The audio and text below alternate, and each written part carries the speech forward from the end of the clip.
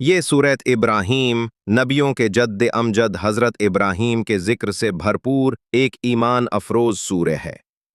अल्लाह फरमाता है कि ये कुरान इसलिए नाजिल किया गया है ताकि लोगों को तारीकी से निकालकर रोशनी की तरफ लाया जाए।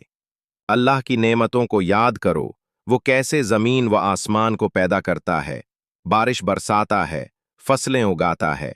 लेकिन इंसान कितना नाशुक्रा है, इनके लिए दुनिया ही सब कुछ बन गई है। वइज़ तअज़्ज़ना रब्बुकुम लइन शकरतुम लअज़ीदन्नकुम।